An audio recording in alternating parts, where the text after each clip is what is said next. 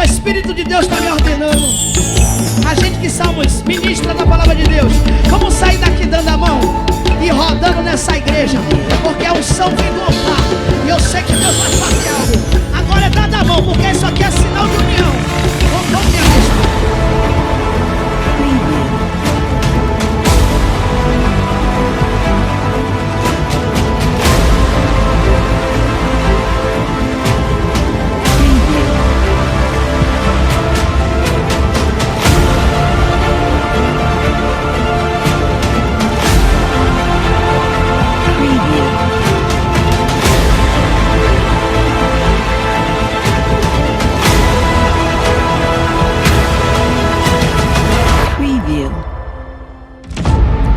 Paz e graça a todos inscritos aqui no nosso canal Presbítero Pedrosa para mais um vídeo. Ô glória! Então pessoal, no vídeo de hoje vamos estar falando sobre as diferenças entre ser pentecostal e ser neopentecostal, ok? É praticamente por aí que vamos trabalhar o vídeo de hoje. Saber quais as diferenças existentes entre o movimento pentecostal e o movimento neopentecostal. Então até o final desse vídeo vamos descobrir essas diferenças juntos, amém? Mas antes de entrar no assunto, queria convidar você que ainda não é inscrito aqui no canal a se inscrever, ativar as notificações, deixar um comentário no rodapé e, se possível, compartilhar nossos vídeos. Então, sem mais demoras, vamos ao assunto em questão. Existe um vasto conteúdo nas mídias sociais retratando o movimento pentecostal e seus desdobramentos, tais como o neopentecostalismo, ok? Alguns cristãos e líderes cristãos julgam ser a mesma coisa, isso no ponto de vista deles. Muitas denominações pentecostais não detectam sequer a menor diferença entre ambos. Eu já vi isso muito acontecer e até já se tornaram neopentecostais e nem sabem disso. Minha análise, pesquisa e explanação sobre este assunto tem o objetivo de exibir a diferença, ok? Entre esses movimentos e detectar a nocividade do movimento neopentecostal para o Evangelho do Reino, para o Evangelho de Cristo. Eu costumo dizer, e vocês sabem disso, que eu vejo nesse movimento um outro Evangelho que Cristo nunca pregou e os apóstolos nunca ensinaram. Para nós termos uma definição clara sobre as diferenças entre pentecostalismo e neopentecostalismo, eu preciso entrar no contexto histórico, ok? Só que eu não vou me deter falando sobre a vida das pessoas que eu vou citar aqui. Eu vou deixar link relacionado com essas pessoas, mas eu quero trabalhar as origens do movimento pentecostal e também do movimento neopentecostal. Então, o pentecostalismo teve sua origem no início do século XX, em meados de 1900, com um metodista chamado Charlie Fox, que abandonou o metodismo justamente por acreditar em milagres, curas e outras coisas mais, né? Em Topeka, no Kansas, Estados Unidos, ele alugou um lugar chamado Mansão de Pedra e ali construiu uma escola bíblica chamada Escola de Betel. É aí o estopim que deu início ao movimento pentecostal. E em janeiro de 1901, os alunos de Charlie Fox se reuniram para orar e neste dia alegaram ser batizados com o Espírito Santo e passaram a emitir palavras desconhecidas, aquilo que o movimento pentecostal chama de línguas estranhas. Esse foi o estopim para o movimento da Rua Azusa em 1906, onde um dos seus discípulos, o pastor William Joseph Seymour, num pequeno armazém em Los Angeles, começou o movimento do pentecostalismo que conhecemos. Esse movimento pentecostal chega ao Brasil trazido por operários imigrantes em 1910, pelo italiano Luiz Franciscon, que é fundador da seita que hoje nós conhecemos como Congregação Cristã no Brasil. A gente não vai entrar em detalhes sobre como isso aconteceu, isso é matéria para um outro vídeo. Logo após, em seguida, em 1911, chega ao Brasil os suecos Gunnar Wingre e Daniel Berg, que são os pioneiros fundadores das Assembleias de Deus, movimento pentecostal. Pronto, essa é a primeira fase do contexto histórico, mostrando como começou o movimento pentecostal no mundo, ok? Agora vamos para uma outra fase. Pois bem, na primeira fase nós falamos sobre a origem do movimento pentecostal dentro de um contexto histórico. Nessa segunda fase, nós vamos falar sobre as diferenças históricas entre pentecostalismo e neopentecostalismo. Já bem depois da metade do século XX, surgiu o movimento neopentecostal, que quer dizer novo pentecostalismo, em meados da década de 60 e 70, que nasce sob a influência de um evangelista e escritor chamado Ezek William Kenyon, 1867 a 1948. Ezek Kenyon foi grandemente influenciado pelo deísmo e também pelo dualismo gnóstico. Deixa eu explicar isso aqui. O que seria deísmo? O deísmo é uma postura filosófica que admite a existência de um Deus criador, mas não nega a realidade de um mundo completamente regido pelas leis naturais, científicas e metafísicas, sem interferência divina. E o dualismo gnóstico é um pensamento que divide em dois ramos que se opõem, ou seja, o espírito e a matéria. Ao invés de ver o corpo, a carne e o espírito, a alma, como um conjunto harmonioso, o dualismo gnóstico vê a carne e o espírito em guerra um contra o outro. Além disso, a carne é vista como má neste conceito filosófico, pois atrapalha o desenvolvimento da alma. O termo gnosticismo deriva da palavra gnóstico, seita dos tempos apostólicos que defendia a posse do conhecimento, a gnosis, conhecimentos secretos que, segundo eles, tornavam-os superiores aos cristãos comuns que tinham o mesmo privilégio. A premissa básica do gnosticismo é a cosmovisão dualista. A partir dos anos 60, o movimento de cura e prosperidade passou a ter maior foco. Junto à simples fé que Jesus Cristo cura enfermidades, aparece Kenneth Hagin. Hagin associou a sua teologia intitulada Confissão Positiva, que tornou-se o elemento essencial para a cura divina, posteriormente conhecido como Movimento Palavra da Fé, onde Ezek Kenyon inspirou e Hagin desenvolveu. Vale também salientar que a confissão positiva é um título alternativo para a teologia da fórmula da fé, também conhecida como doutrina da prosperidade, promulgada por televangelistas contemporâneos, sob a liderança e inspiração de Ezek Kenyon. A expressão confissão positiva pode ser legitimamente interpretada de várias maneiras. O mais significativo de tudo isso é que a expressão confissão positiva se refere literalmente a trazer à existência o que declarar-se com a boca, uma vez que a fé, segundo eles dizem, é uma confissão.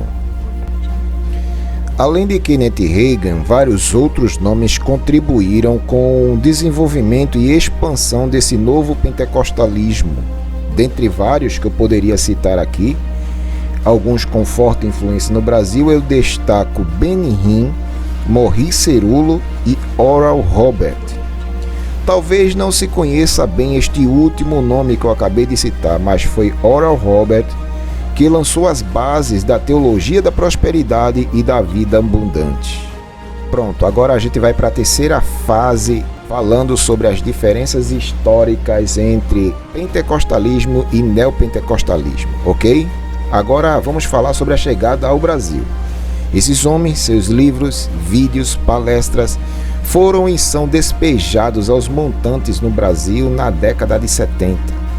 E vindo a influenciar fortemente nomes importantes que encabeçam a pirâmide do neopentecostalismo no Brasil, tipo Edir Macedo, R.R. Soares, Valnice Milhomens, Robson Rodovalho, Valdomiro Santiago e René Terranova, ok?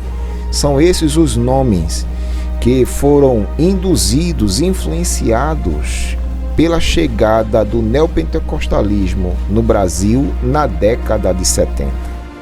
Em 1994 surgiu um outro novo pentecostalismo, ainda mais distante do protestantismo e do cristianismo bíblico. O movimento conhecido como Bênção ou Unção de Toronto, nome dado por ter surgido na Igreja da Comunhão da Videira do aeroporto em Toronto, no Canadá, pastoreado pelo pastor John e sua esposa Carol, também pastora desta instituição. A única característica desse novo movimento que se distinguia do anterior era a forma com que as pessoas se comportavam no culto. Tudo começou no dia 20 de janeiro de 1994 na referida igreja de Toronto, quando um culto em que estava acontecendo as pessoas deitavam-se no chão, rolavam, uivavam, gritavam, choravam, andavam como animais e outras bizarrices que tinham acontecido. A teologia de John Arnold, explicitamente influenciada pelos pregadores neopentecostais, principalmente por Benny Hinn.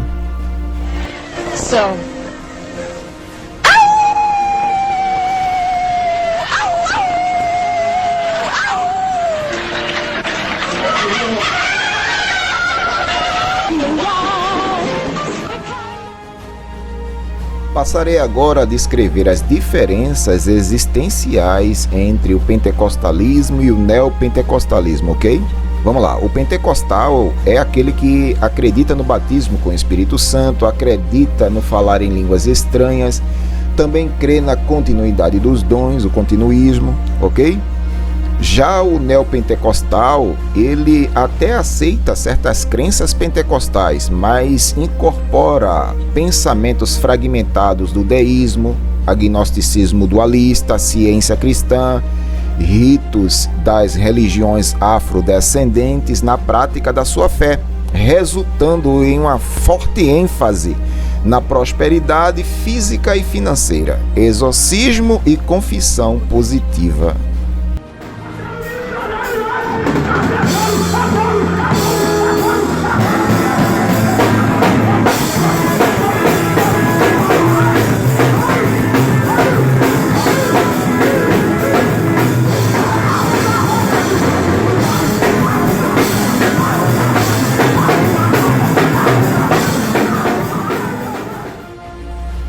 Passarei então a identificar as diferenças teológicas do advento pentecostal para o advento neopentecostal, tá certo?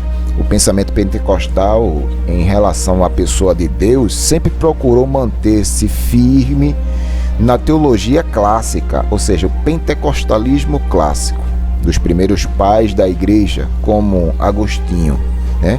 E na teologia reformada, os pensamentos de Lutero, João Calvino, Armínio, que falavam da sua teologia sobre Deus. Em contrapartida, o pensamento neopentecostal sobre a pessoa de Deus sofre influência direta do deísmo e do panteísmo, ok? É um movimento que desfigura o Deus da Bíblia, onde ele deixa sua soberania no cabresto de leis que aqueles que usam-nas podem mudar e agir na esfera da vida humana. Impressionante isso. Abençoando ou amaldiçoando aqueles que usam-na. O que também descaracteriza o Deus da Bíblia, onde não há comunicação racional ou culto racional, mas apenas sensações e supostas forças energéticas que são invocadas, sentidas, exteriorizadas por emoções e cultos extravagantes. O que a teologia pentecostal fala acerca do homem? Na teologia pentecostal, o homem é apenas uma criatura de Deus, feito à sua imagem e semelhança, isso é, o reflexo de Deus. Pois a imagem está manchada pelo pecado. E nessa esfera, nessa condição, o homem é suscetível ao erro, pois sua natureza carnal sempre o impulsiona na direção contrária de Deus. Ok? E na teologia neopentecostal, o homem é uma duplicação de Deus. Maurice Cerullo, um dos grandes expositores da teologia neopentecostal, ele disse certa vez: vocês sabiam que desde o começo do tempo o propósito inteiro de Deus era reproduzir-se. Então, para Maurice Cerullo e outros expositores, como Kenneth Hagin, o homem era um pequeno Deus. Benny Hinn, em uma das suas obras, também falou sobre isso, que nós éramos deuses pequenos. O ser humano é visto nesta teologia sob uma perspectiva do dualismo gnóstico. Ainda falando sobre as diferenças teológicas do movimento pentecostal para o neopentecostal, eu entro agora na questão da fé. Para o movimento pentecostal, a fé é a confiança em Deus. É o meio e não a causa. Prossegue na mesma percepção, na mesma concepção da teologia clássica reformada. Aquilo que os reformadores falaram no passado acerca da fé, no meio pentecostal ainda permanece. E o que é que diz a teologia neopentecostal? Ela diz que a fé é a causa de tudo, uma força ou um poder espiritual que pode controlar a criação, comandar os anjos, influenciar o futuro e até manipular Deus. Pelo que enfatiza que até Deus precisou de fé, dizem os defensores da teologia neopentecostal. Agora vamos falar um pouco sobre o entendimento que esses movimentos têm sobre a Bíblia. O movimento pentecostal diz que a Bíblia é a revelação de Deus, é a palavra de Deus, tá certo? Essa perspectiva, esse entendimento prossegue na mesma percepção da teologia clássica e também na teologia reformada, ou seja, segue o mesmo entendimento dos reformadores do passado. Já o movimento pentecostal tem duas percepções diferentes, distintas. Primeiro, eles chamam de Logos o que é um livro, a Bíblia, que contém palavras de poder divino. Porém, eles também chamam de Rema, que é a palavra dita, expressa de Deus, o que faz com que as coisas sejam realizadas. De onde vêm as interpretações dos líderes e palestrantes neopentecostais? Essa confissão positiva, esse positivismo nas pregações. É deste entendimento aí. O movimento pentecostal diz que a prosperidade é a provisão de Deus em nossas necessidades básicas, comer, beber e vestir. Mateus capítulo 6, versículo 33. Apregoa da teologia da mordomia cristã. Os bens são confiados em proporções variadas, Mateus capítulo 25, versículo 14 e 15. Os bens materiais são oportunidades que Deus concede por sua graça e soberania. Provérbios capítulo 22, versículo 2. O dinheiro deve ser administrado e guardado da avareza, a raiz de todos os males. 1 Timóteo capítulo 6, versículo 10.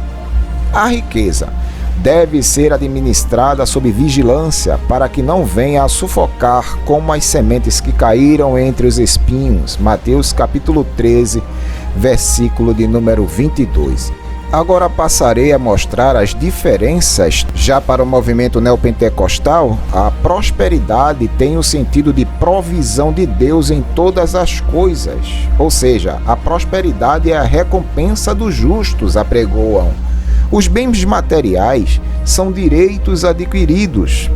O dinheiro é a prosperidade dos filhos de Deus.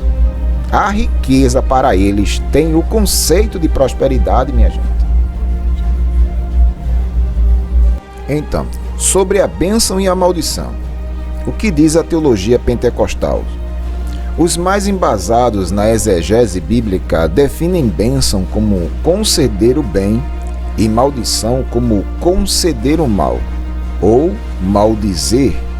Isso é a definição que tem a teologia pentecostal.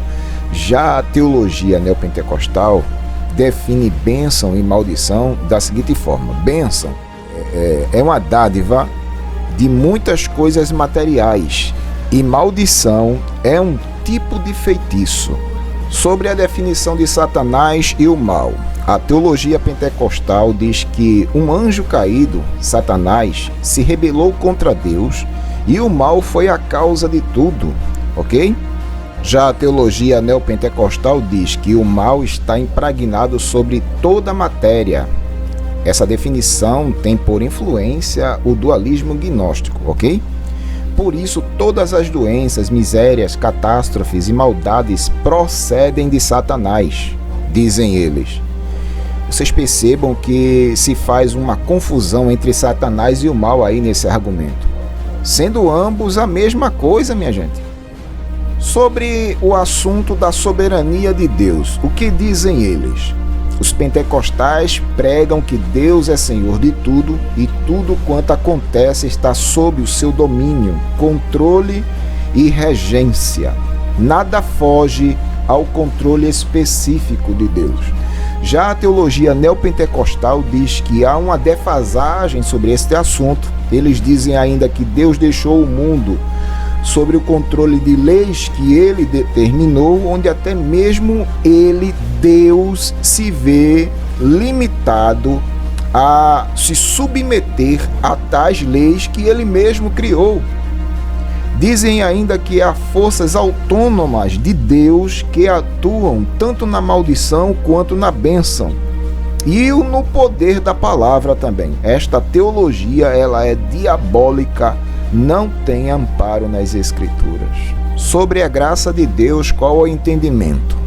O entendimento pentecostal diz que Deus concede favor imerecido aos homens em todas as áreas de sua vida. Se ele for ímpio, pela graça comum, e se ele for cristão, pela graça salvadora, ok? Já o movimento neopentecostal em relação à graça de Deus vai na direção contrária, pois tudo neste movimento é pautado no mérito humano, ou seja, gira em torno do homem. Sejam nas liturgias, quando eu estou falando das liturgias, eu estou falando das campanhas de grandes doações em dinheiro, das pregações, das canções antropocêntricas, triunfalistas. Quando não é isso, a questão da soteriologia é puramente semi-pelagiana. Sobre a cura divina, a teologia pentecostal diz que a cura divina não é vista como curandeirismo, mas como parte futura da obra da salvação. Crê na possibilidade de que Deus realiza a cura como propósito gratuito, temporário daquilo que ocorre definitivamente na eternidade. Já a teologia neopentecostal em relação à cura divina favorece a prática do curandeirismo, irmão. Conclusão. O que é que a gente conclui sobre isso? Eu espero que essa explanação, a tal semelhança, venha a ser dissipada, tá certo? A semelhança que eu estou dizendo é se existe na sua cosmovisão alguma semelhança entre pentecostal e neopentecostal. Ela vem a ser dissipada, né? Onde pastores, teólogos, líderes de igrejas de Cristo venham a se posicionar, deixando de ser coniventes ou deixando de fazer generalizações sobre este assunto. Eu espero que você se posicione hoje em relação a estes movimentos, porque existem coisas dentro do movimento neopentecostal que não provém de Deus, não estão nas Escrituras, Cristo nunca ensinou e os apóstolos nunca pregaram. Amém? Que Deus nos ajude e nos abençoe em o nome de Jesus.